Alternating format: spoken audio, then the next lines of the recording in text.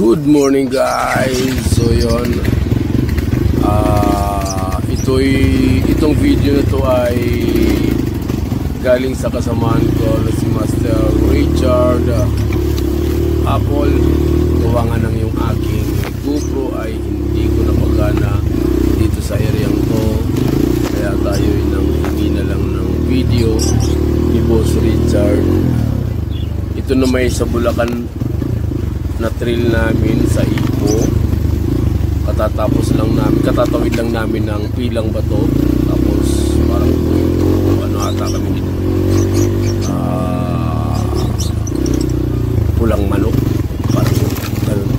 Tapos ang sinusundan niya dito si Pads. Sumabit pa kami rin yata dyan. Ayun nga, masaklap gawa nga ng yung aking video ay yung aking camera ay hindi gumana, kaya nanghingi na lang tayo ng video niya.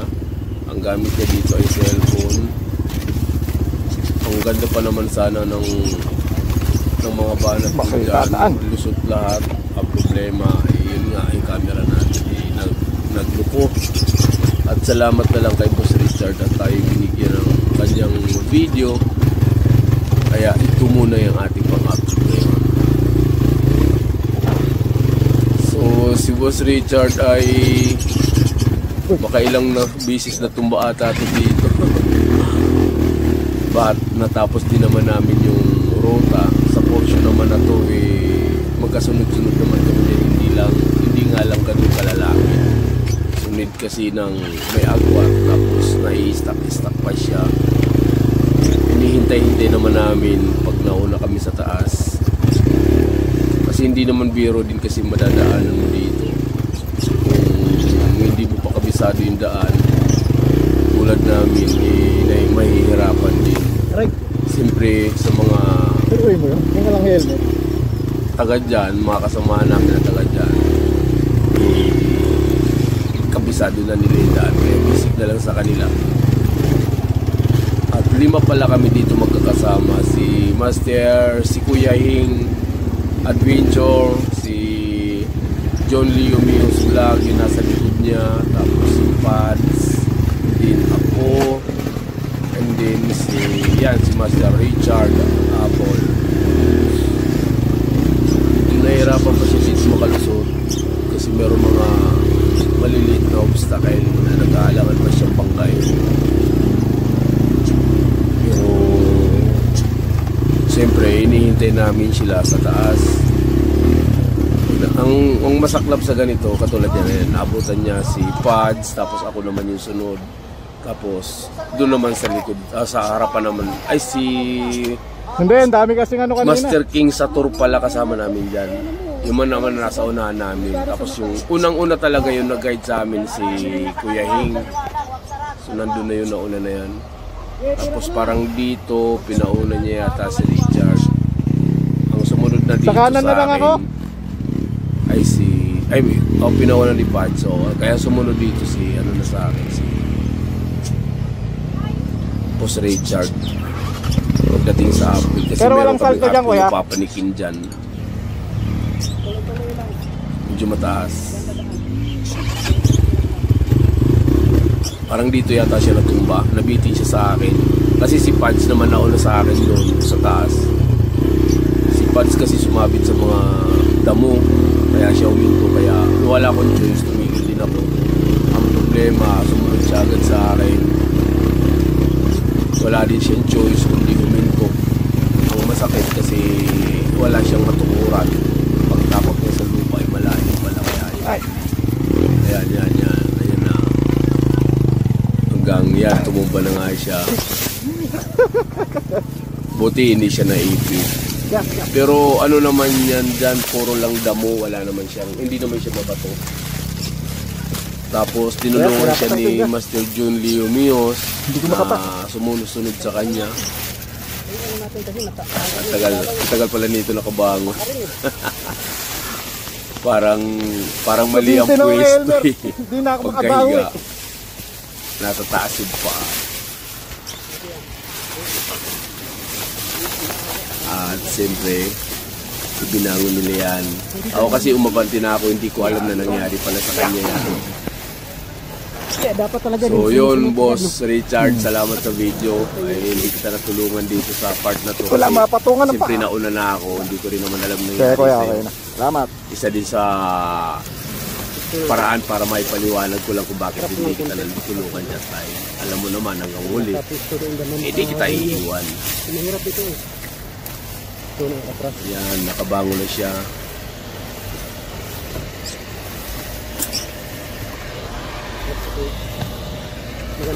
Binitawan ni Master Jun yung kanyang motor para although nakatayo, nakatayo lang, higa din yung pagkalapag ng motor. Sa bagay kay Kuya Jun Mio's motor, kay Jun Leo Mio's vlog motor, production naman yan, kahit nakatumba yan, hindi yan mag-overflow kasi production yung mga motor nila, mga mamahaling motor.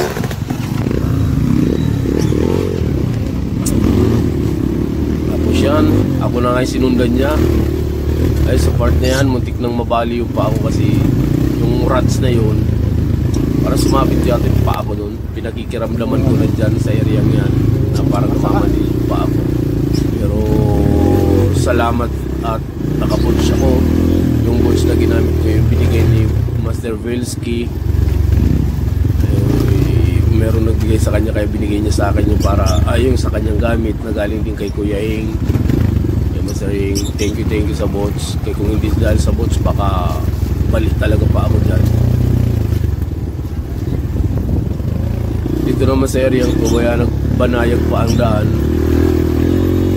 So tuloy-tuloy lang kami niyan. Kaya lang masyadong nakayuko yung camera ni Boss Char. Ayan ako yan, ako yung sinusundan niya yan. Ako yung nasa unahan niya.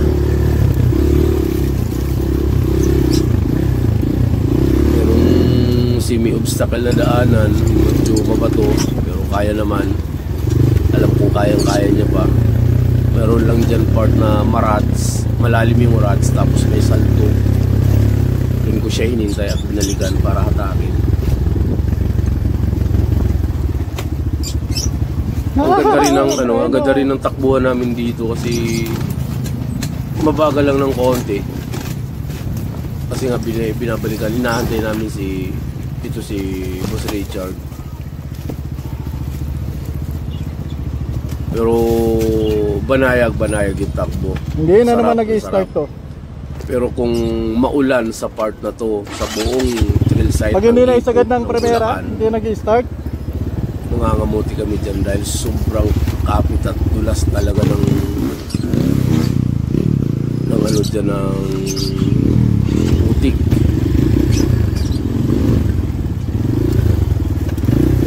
Parang baliktad yata yung camera. Ay pagka-edit ko parang may mali buti na lang at tuyo naman yung lupa. Ayun, sumabit pa yung kanyang Sumabit ang camera. helmet. Sumabit pa yung helmet sa kawayan kasi kawayanan yan dyan mga kapatid. Mababa masyado mga kawayan kaya kailangan mong yumuko para makalusot ka. Sobrang sarap ng trail namin na to. Naganap ito nung Sunday. Sobrang nadismaya ako kasi nga yung aking camera ng aking GoPro ay hindi gumana. Ewan ko bakit nagkagano. Kung kailan yan ang problema dyan pag nagtitrail ako dyan sa Ipo. Kung hindi motor ang magluluko, ang camera ko ang magluluko. Kaya wala pa akong nabuong, hindi ko pa talaga nabuong magawa ng video dyan sa Ipo trail site na yan ng Bulacan. So iwan ko ba kung bakit maraming nagluluko sa akin. So baka hindi lang mga gamit, basta marami nagluluko sa akin. Char. May hugot pala yun. So yun, dumaan kami sa maliit na ilog. Yun, may salpit dyan, nakalusot naman siya. Medyo obstacle din yung daanan na yan. ayan, may sinabi ako sa kanya, ano ba sinabi niya dyan? May saltong bato nga daw sa rats na need namin ng kunting buwelo, at sinabi din ni Master King Sator, ni Boss Mike Sator, sa area daw na yan may rats, tapos medyo sa area na yan na marats, mayroong bato na kailangan saltuin para makaahon na diretso. So ayan ako, nasa unahan niya, ako yan, likod ko yan.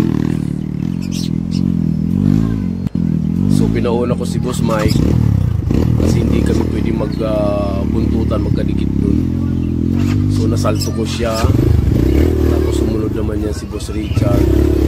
Medyo kulang yung kanyang piga kaya hindi siya nakalusot.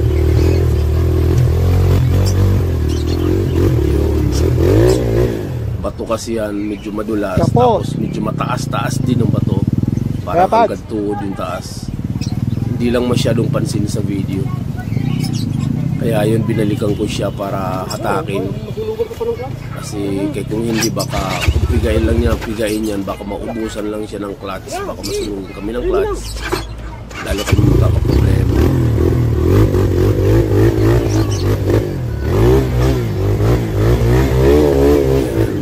Kailangan ko na siyang atakin hanggang sa makalusot. So si Pan sa likod at saka si Master John Leo, kabisado ni Master John yan. Si Pads naman mahusay na trail rider yan. Panis talaga kay Pads. Kahit ganyan yan, gapang-gapang lang, pero yun nga yung kasabihan na slowly but surely. Ayan, nagtuloy-tuloy na nga kami hanggang makarating ata kami ng Pulang Manok siguro dito. Iwan ko lang kung nakarating pa kami ng Pulang Manok dito sa video na to. Hindi ko lang matandaan. Basta antay na lang natin hanggang dulo. Yan, binaybay namin yung rats na yan. So, marats siya, tapos uphill din, semi-uphill. Hindi naman ganun kataasan. Ay, hindi naman ganun katarik, pero mahaba-haba yung uphill. So pa rin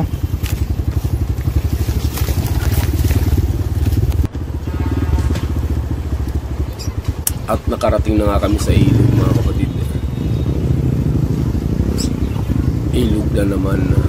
Pero ilog dyan di siya malinaw, kaya ang hirap maganaw.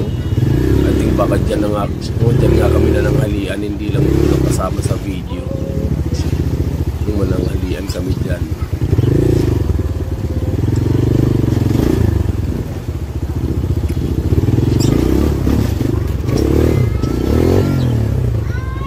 Yung bato kasi dyan madulas, tapos ang kanyang gulong medyo matigas, kaya hindi siya makakapi talaga. Hingal. Dumudulas talaga siya. So hanggang dyan na lang mga kapatid yung video na yan. Hanggang sa muli, kita-kita tayo ulit. Salamat sa Mios Brother na nagsama sa amin dyan, at team ng Bulacan. Although marami naman nagtitrail, hindi lang namin nakasama. Hindi namin nakasabay relax lahat. Pa lang. So anong tawag sa uphill na to, nakalimutan ko. Tumira kami dyan. Yan, nalusutan din ni Boss Richard. At ito yung huling part ng video. Kanan. Ayan, tinuturoan siya ni Master John Leo Mios, yung nasa kaliwa, kung paano tumira. Hindi na ni Elmer? May belo yun? Maiksi lang yan, pero medyo patarik talaga. Kung mahina-hina ka dyan, baka hindi ka makaahon. Kaya malakas ang loob ni Boss Chard. Binira niya yan paunti-unti, kahit mabagal, at least makaahon.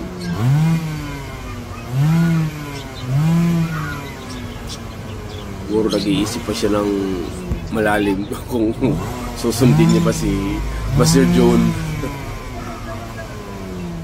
Sundin mo na lang kasi Master yan taga dyan yan, kabisado nila yung home code nila yan, kabisado nila yung area, kaya Hindi siya pala makahataw gawangan. Hindi siya makaakyat agad-agad kasi meron palang DT or two-stroke na stranded dyan sa gitna ng uphill.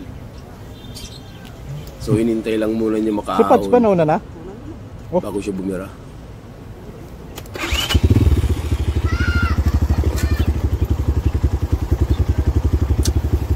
Banat na.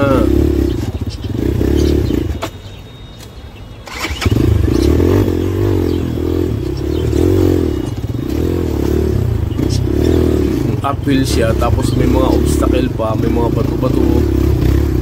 Dinaan niya sa ruts. Yan yung ruts na iniwasan ko kanina. Bandang kanan kasi ako dumaan.